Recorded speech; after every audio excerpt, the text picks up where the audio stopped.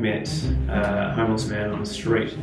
He passed away in a warehouse fire that was deliberately lit. I was raped.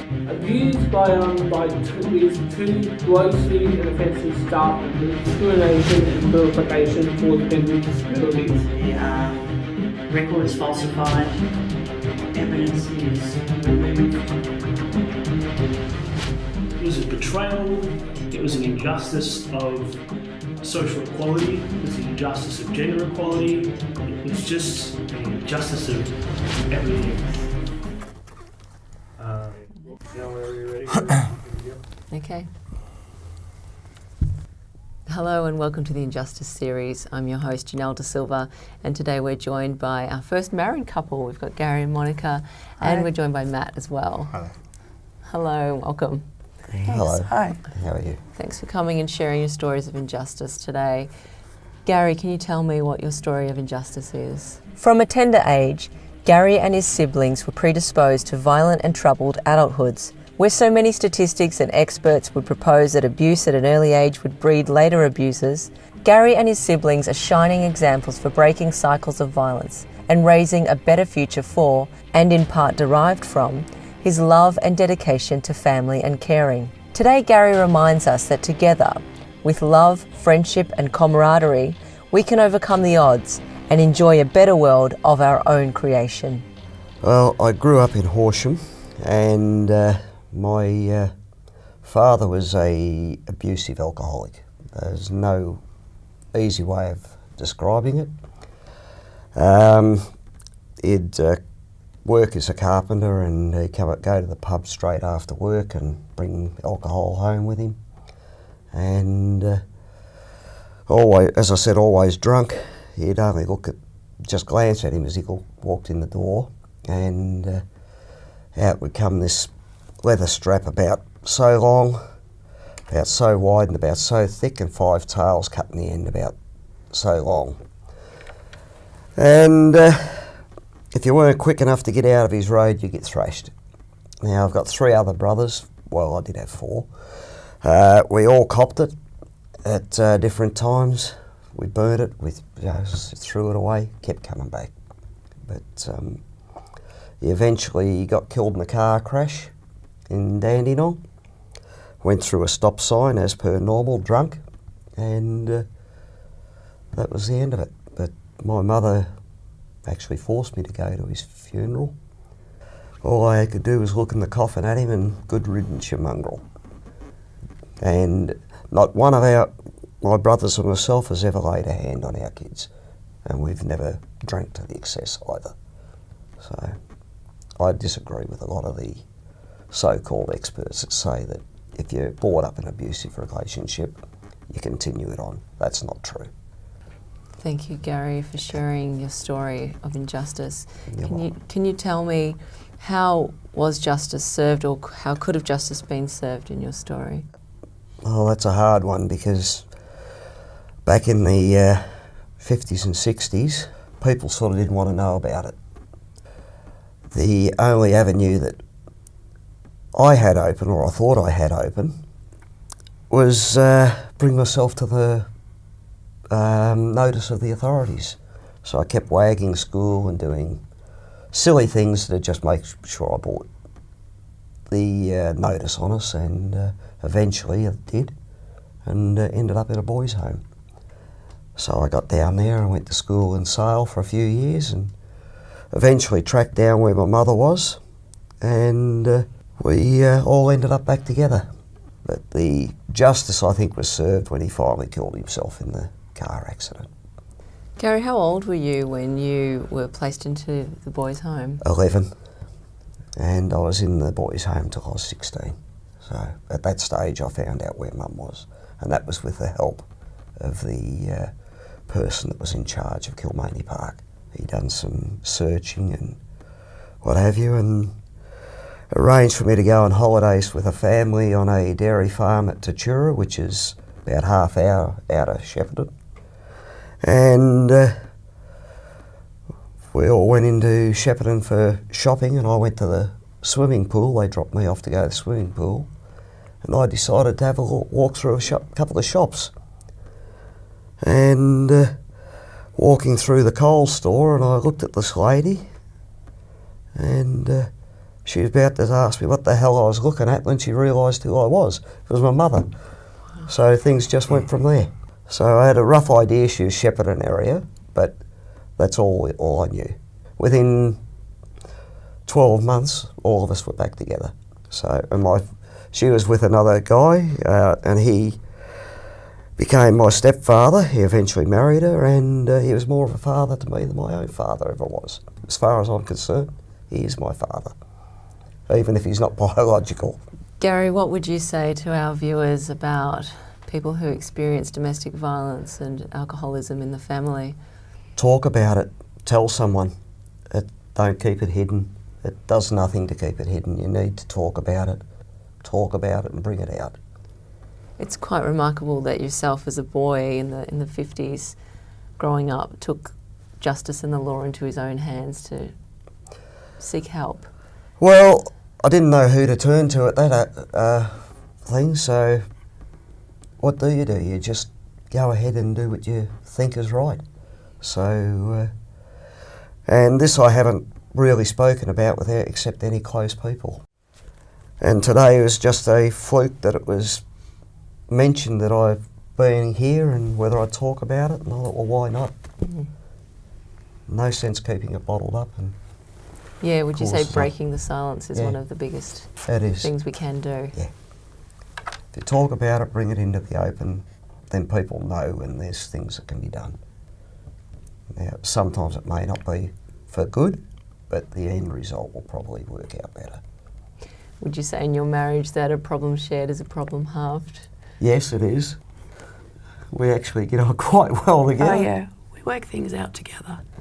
And it's better to work things out together than work things out alone. Well, I could say a few other things there because when Monika and I got together, we both sort of shut ourselves off, but the walls come crumbling down a bit quick. It's so beautiful to have you both here today, and I'm sure you could share many stories, and thank you for being so honest and open with what you've been through, Gary, and Monika, how you've been able to support Gary through that. It's beautiful. Yeah. Thank you, Gary, for sharing your story today.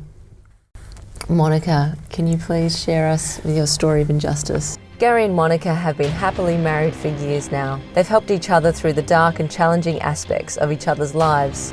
Today, Monika remains in conflict with the handling of her own son by his biological father, and the Justice Department meant to protect him. By speaking today, she hopes to expose the negligences of this system and evoke change for her situation and others like it. Well, my injustice is quite a recent one.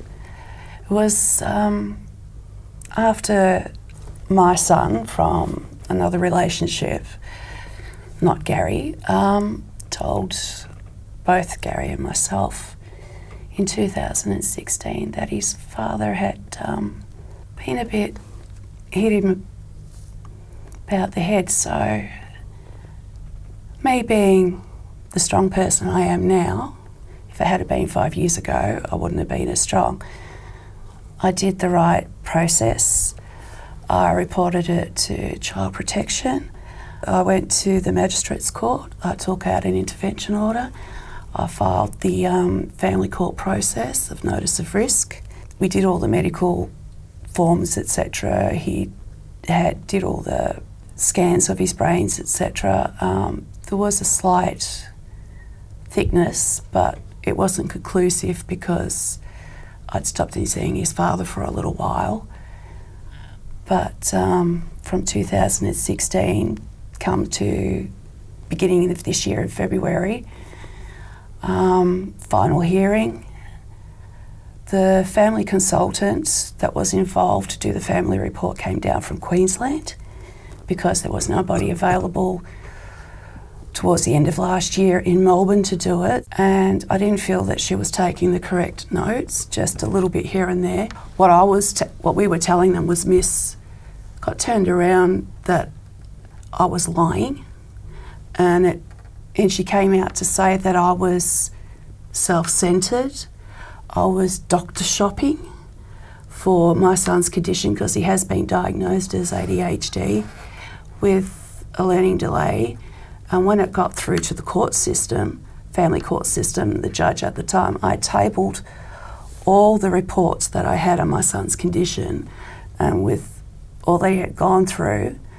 And yes, I did apply for legal aid, but because in previous cases I did get legal aid, there was only a certain dollar amount that got spent. So I hit that dollar amount. So everything else I had to do on my own. So I did the best I could with what I had. And the judge told me I had to have the writers of those reports there, and that for somebody on a pension, you can't afford to. Where are you going to get the money? How are you going to get the money to pay for those? And that's big bucks. And I think in this stage, you should be allowed to table those reports, and those reports should be able to be taken as is. And to be told that I was self-centred and doctor shopping because he did so well last year at school. He's now living with his father more, and his education isn't, his father thinks his education is doing great, but there are quite a few issues going on at the moment that I'm trying to deal with. But also too, I've got a mother that's MS, and I've got to look after her as well. And to be told by the family consultant, oh no, you've got to focus solely on your child, forget about your mother.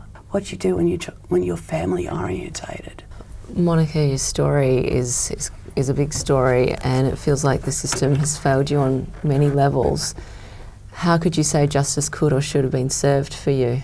I think justice, okay, if legal aid is not available and the person in my shoes cannot afford for those writers of those reports to be able to be there, I believe that the judge should have been able to allow those reports as written to be accepted as evidence as they are.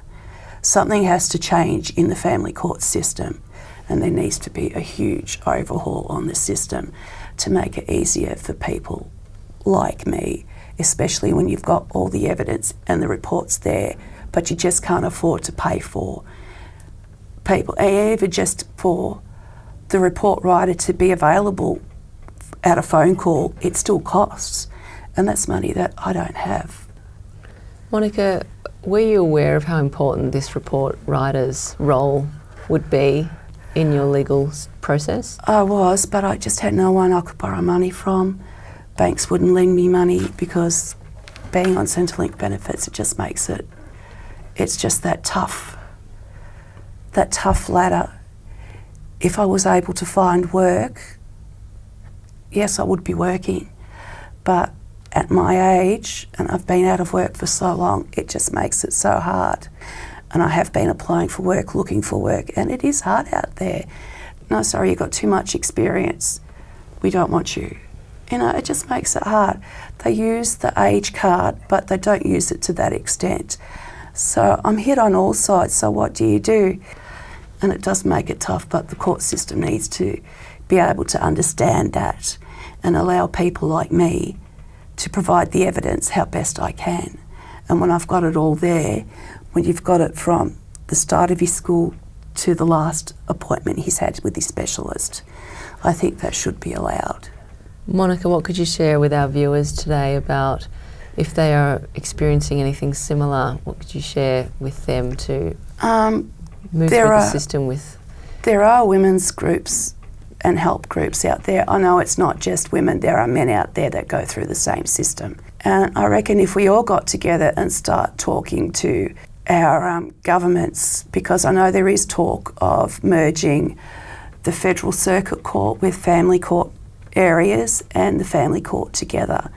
And it's not just the judges, etc., to get together. We all need to get together and talk and work out what is best practice. Not everybody has the dollars to fight this. Not everybody can afford. And legal aid can only go a certain level to a certain expanse. And we need to be able to work this out together. And it's not just on what the government says.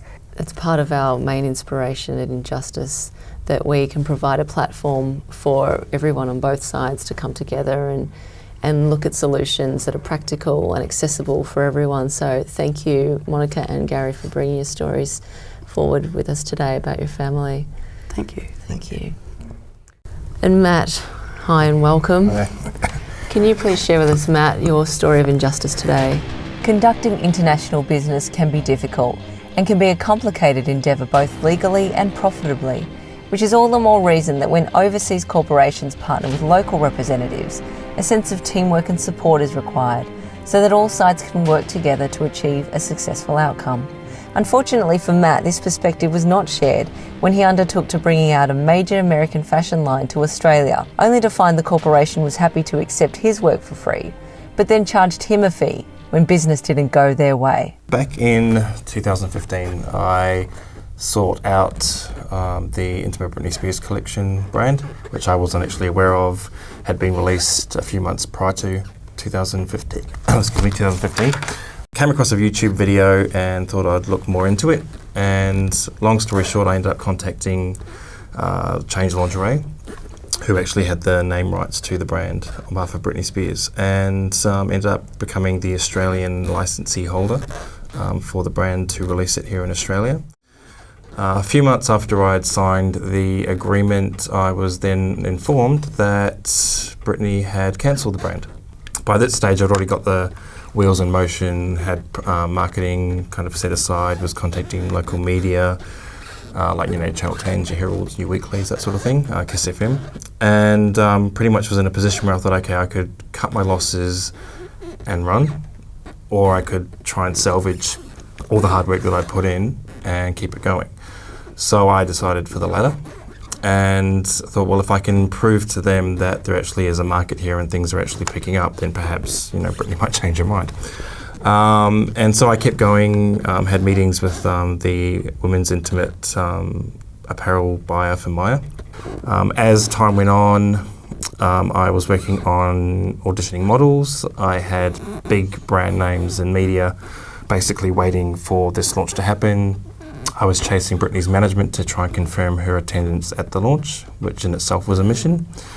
And after several false starts, I could tell that things weren't going to happen. I did actually establish contact with her manager, but her manager and her publicist kept saying, no, she's not available, she can't make it.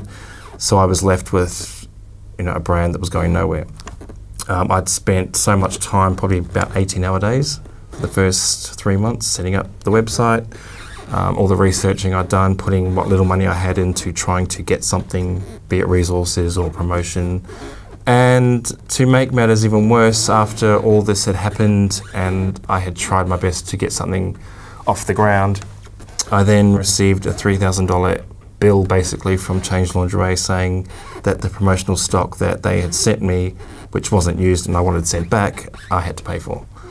So I was like, well, wait on, how can you throw a bill at me when I've done all this work pretty much for nothing on my own coin, getting my resources together, getting little or no support from them anyway throughout the process. So yeah. Absolutely. It's an incredible story, Matt. Can you explain for me how you think justice could or should have been served in your experience? Well, I suppose, some of it probably comes back to myself in that I should have been a bit more assertive in saying, well, I want to see figures. I want to know what support or what level of support you are going to offer me, because it's not a franchise, so I haven't paid for, that kind of package whereby they obviously would have something in place to kind of assist. But it was a very extraordinary scenario, I guess, the fact that I had sought them out and became the exclusive licensee for Australia.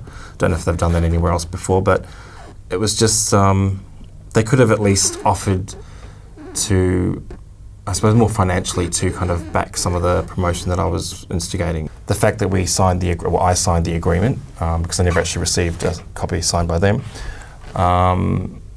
shows that I obviously had met some kind of benchmark that they were happy with for them to actually allow me to move forward and become the licensee. So the fact that they were happy to sign me up, but they weren't happy to kind of help me build a brand which was for their benefit either. So that was even more confusing. It's like, well...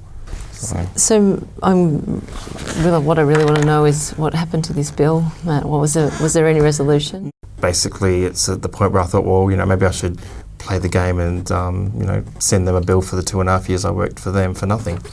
Matt, it sounds like you've got a lot of ambition and drive. And I think what you've brought to the table here is really important for young or any entrepreneurs out there. What wisdom can you imbue to our viewers about your experience of what's happened in your story of injustice? Well, I guess, which is part of my job anyway, is research. I'm constantly on, online looking up, trying to solve my own legal issues if I have any. Obviously, reaching out to networks of people that may be in business, be it entrepreneurs. There's a lot of Facebook groups and pages that actually cater to entrepreneurs and startups. So I definitely talk with a lot of people in maybe similar situations. Obviously, if you know someone who's gone through something close to the same scenario, then that's obviously going to be of benefit as well. But being that I was brought up with nothing, so I'm used to having nothing, I always basically work to try and do better for myself. So it's kind of, I guess it's based on a case-by-case scenario as to what sort of advice that an individual would need to, I guess, overcome their circumstance. So. Thank you so much, Matt, for bringing your unique story, but very interesting and important story for anyone that wants to start up their own business and bring their entrepreneurial skills to our economy. Thank you, Gary, and thank you, Monika, for sharing your stories as well. You're welcome. I'd also like to invite anyone out there who is of the medical or legal profession, anyone that could step forward and speak to us and come on board and talk to our viewers and also any of our guests about stories of injustice from the other side representing the system and what's in place to assist people, providing information and practical support. You're very welcome to come and be with us. Thanks for joining us tonight. I'm Janelle De Silva. It's the Injustice Series.